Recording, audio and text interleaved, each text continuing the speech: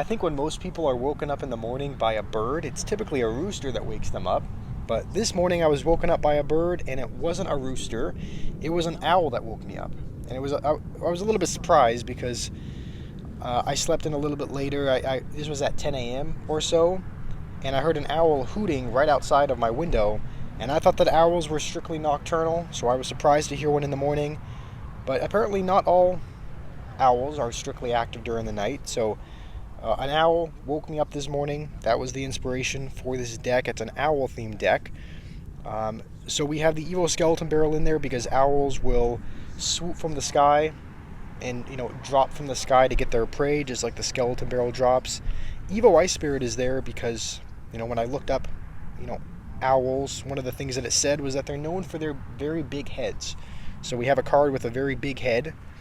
It's essentially all head. I mean, you can see it has really tiny arms and I guess legs, if you can call it that, but we have Ice Spirit in there to represent an owl's proportionately big head. We have Phoenix in there for the sharp beak. Minions are there for the sharp talons because they have sharp claws, and that's also how they deal damage. I think they throw a little ball or something, but it's there to represent how an owl deals damage with its sharp claws.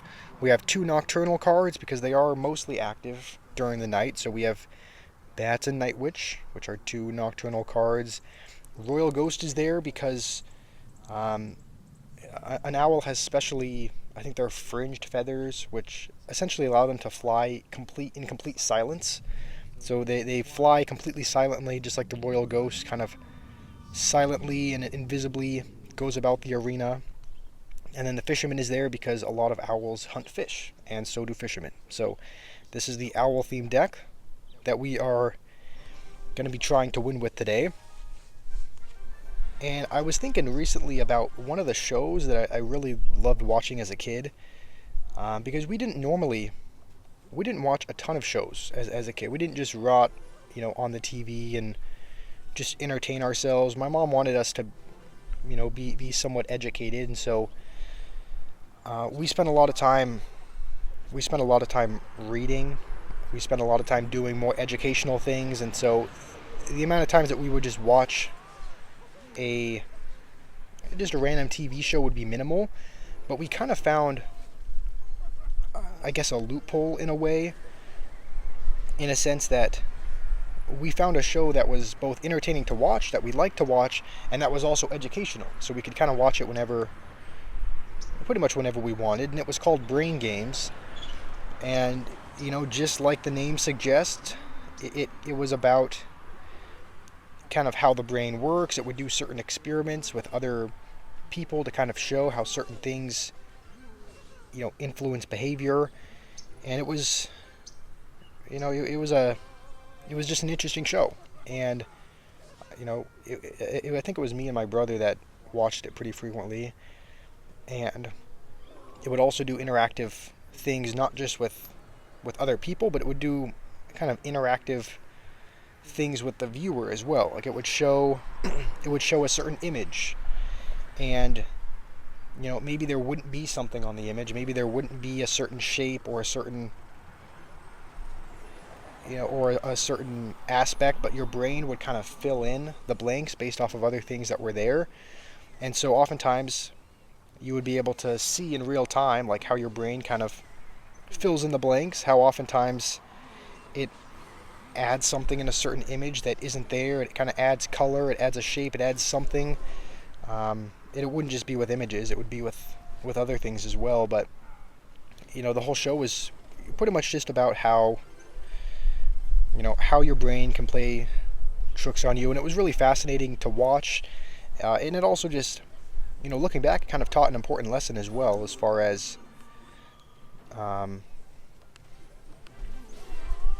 how easy your brain can play tricks on you. Like, there's a couple of experiments that I remember seeing.